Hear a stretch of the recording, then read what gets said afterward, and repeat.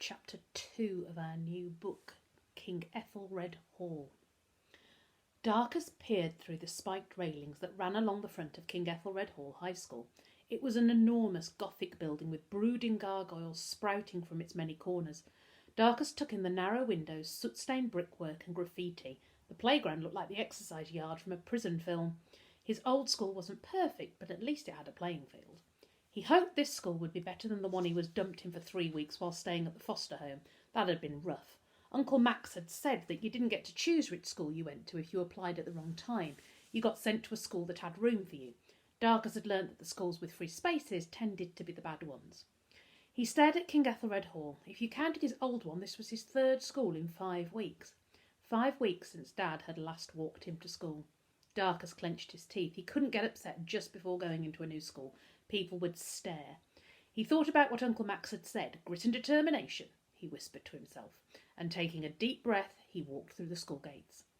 At morning registration, Darcus was made to stand at the front of the class and introduce himself to a sea of uninterested faces. A tall girl called Virginia Wallace was appointed to look after him. Her hair was pulled into 8 black buns, each held tight by a brightly coloured elastic band. She pouted as she looked him up and down, obviously unimpressed with her new duty. Sitting next to her was a small boy who was so pale he looked ill. He wore large framed glasses and had a shock of frizzy white hair. The boy held out his hand and shook Darcus's as he sat down at the empty desk beside him. "Hi, I'm Bertolt Roberts." Darcus mumbled back his name, taken aback by the boy's formal handshake and keen smile. At break time, Darcus was the first out of the classroom. He strode out into the playground, finding himself wandering towards a giant tree. The trunk of the solid oak was tattooed with hearts and names carved into the bark by knives and compasses, and leaning against it was a muscular boy with a quiff rising from his forehead like a rhino's horn. His shirt was unbuttoned at the neck, framing a chunky gold chain. The knot of his purple and black striped tie hung at his waist. A gaggle of smaller boys clamoured around him, trying and failing to lean against the tree in that same casual manner. "Have you worked out who the losers are yet?" he called out. "Yeah, you don't want to get stuck with Big Bird and Einstein," sneered a red-haired boy with a mouthful of braces. The gaggle of boys tittered. "Want to come for a puff?" the boy with the quiff asked, cocking his head. "No, thanks." Darius walked on. The red-haired boy ran up and fell into step beside him. "All right, I'm Robbie." "All right, Robbie, I'm Darcus." "Yeah, I know. Listen, it ain't clever to turn down an invite from Daniel Dowie. You see, you won't get asked twice. I'm only telling you because you're new." "Thanks, but I don't smoke." "Maybe you should take it up." Robbie grinned, a mouthful of metal. "No, thanks." "Don't know why Daniel's interested in you anyways. It probably ain't true what they're saying," Robbie said, watching Darcus move away. "What's not true?" Darcus stopped. "About your dad." Every muscle in Darcus's body tensed. "That he's dead." Robbie leant forward, searching Darcus's face for a response. "Is he? Is he dead?" "He's not dead." "Then where is he?" I don't know," Darcus stammered. "Perhaps he got tired of being your dad," Robbie laughed nastily. "Nah, we reckon he's dead, probably murdered." Darcus clenched his fists. "Say that again and I'll thump you." "Ooh, I'm really scared."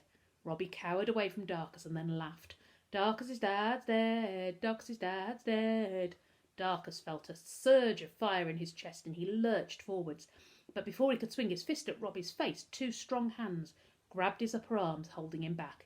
"Easy, Tiger," Virginia said without loosening her grip.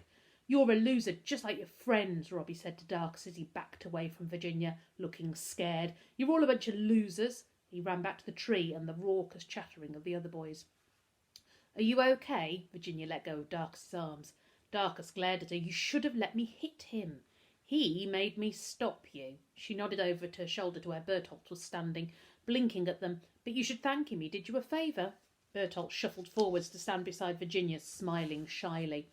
"Robbie's a grass," Virginia explained. "You'd have spent your first week outside the headmaster's office and that little rat would have laughed in your face every day." "She should know," Bertolt piped up. "She walloped him a couple of weeks ago." Virginia grinned like a Cheshire cat and then, seeing something over Darcus's shoulder, said, "Uh-oh, Robbie's talking to the clones. Come on, let's get out of here before he turns with backup." "Robbie likes pushing people around," Bertolt explained in a series of squeaks as they hurried away. "Virginia clobbered him because he threw me in one of the big bins down Stink Alley and wouldn't let me out."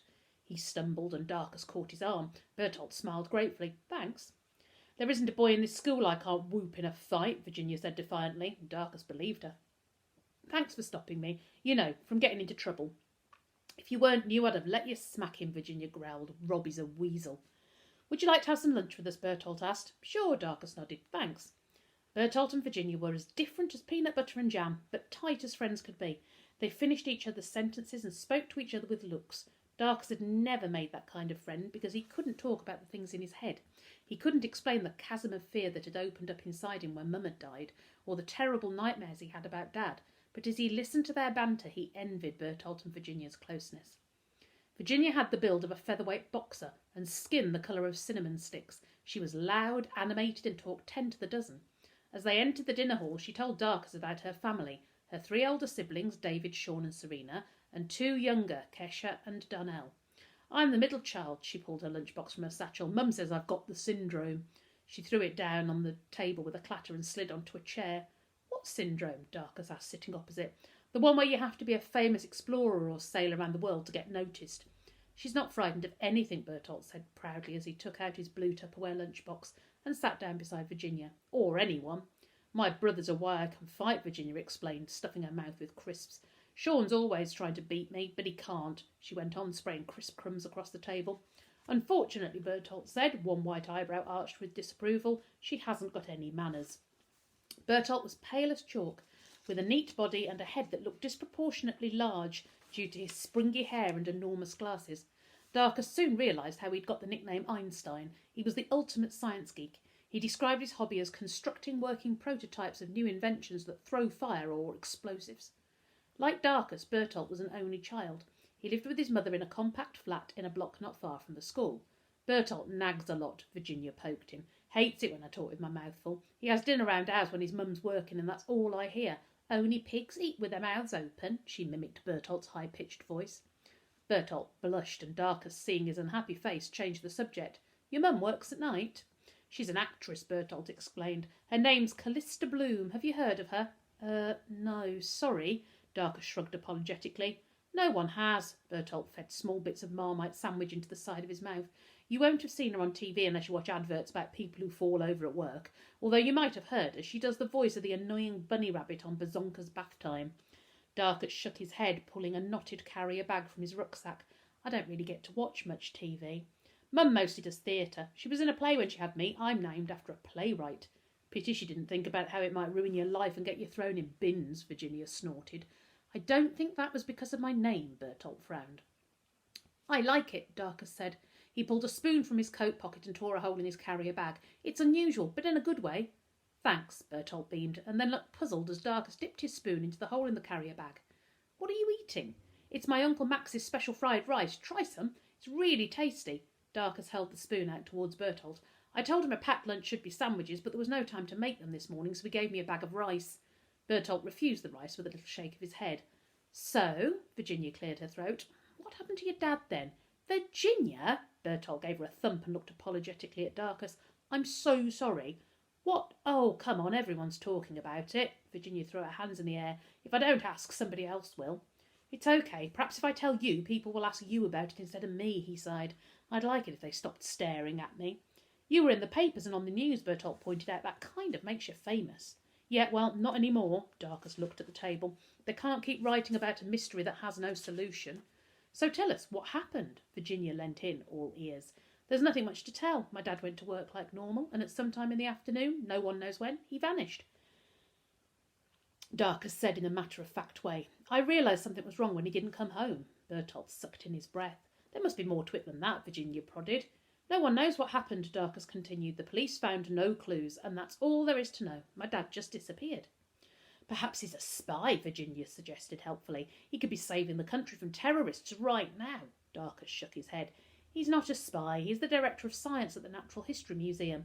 Wow, said Bertolt, his eyes lighting up. I love the Natural History Museum. Do you get to go there a lot? Darcus nodded. In the school holidays. It'd be better if he was a spy, Virginia grumbled. Tell that to your own dad, Bertolt scolded. Turning back to Darcus, he added, he's an accountant. I'm just saying, if he was a spy, it would have explained the whole disappearing thing, Virginia huffed. I've got to stay with Uncle Max until Dad comes back, Darcus said. That's why I'm at this school. When Dad comes home, everything will go back to the way it was before. What about your mum, Bertolt asked. Why aren't you staying with her? Mum died of pneumonia when I was 7, Darcus replied quietly. Oh, no, Bertolt cupped his hands over his face in dismay. That's awful. You think your dad will come back? Virginia asked. I know he will. Darcus felt so certain of this fact that he sat bolt upright. People say he ran away or he's dead, but he's not. I know he's not. There's no packed suitcase, no note, nothing missing. There was no dead body, and he's my dad. I know him. He would never leave me, not like that. He heard his voice become muffled with emotion, and knew if he'd said any more he'd cry. He paused and swallowed. Wherever he is, he's worried sick about me. Of course he is, Bertolt agreed furiously, and I bet he's an excellent dad. But there's something else. Darcus looked at Virginia and lowered his voice. I know my dad's alive because Uncle Max isn't acting like he's dead. What do you mean? She whispered back. Uncle Max looks worried and like he's thinking about things, but he isn't sad at all. In fact, sometimes I think he's more angry than anything else. So what do you think did happen? Virginia asked, leaning across the table, keeping her voice low. I think he's been kidnapped. Darcus checked both their faces to see if they believed him. Kidnapped? Bertolt gasped. Brilliant! Virginia's eyes grew wide. I mean, obviously not for you, but a real-life kidnapping, that's brilliant. The police don't believe me. They've added his name to a missing persons list and stopped looking. They say some people don't want to be found, but... He paused, thinking about whether or not he should tell them the rest. But what? Virginia pressed. Me and Uncle Max, we've started our own investigation. Darcus looked deathly serious, and we're going to find out ourselves. I'll help. Virginia sat up. We both will, won't we, Bertolt? She tugged at his sleeve. If you want us to, that is. Bertolt shot Virginia a disapproving look. This is fantastic, a real adventure. I've always wanted to be a detective. She jumped to her feet and pulled her homework notebook from her blazer pocket. We should interview you now and get your story of what happened on the day your dad disappeared, just in case you get amnesia and forget everything. Virginia might be good at fighting, Bertolt said to Darcus, but she's as blunt as a spoon. He shook his head. It's middle child syndrome. Ha, ha, Virginia stuck her tongue out at Bertolt. Darcus laughed. It felt good to have people finally believing him. He looked at Bertolt and Virginia quarrelling on the other side of the table and realised it had been a long time since he'd shared anything with children his own age. It couldn't hurt to let them help. The more people that were looking for his father, the better. Okay, Darcus said. You're in. Yes! Virginia punched the air. You won't regret it. Bertolt stood up beside Virginia. We will do our very best to find your dad. Looking from Bertolt to Virginia, an unfamiliar warmth blossomed in Darcus's chest, and he surrendered to the smile tugging at the edges of his mouth. Thanks, he said.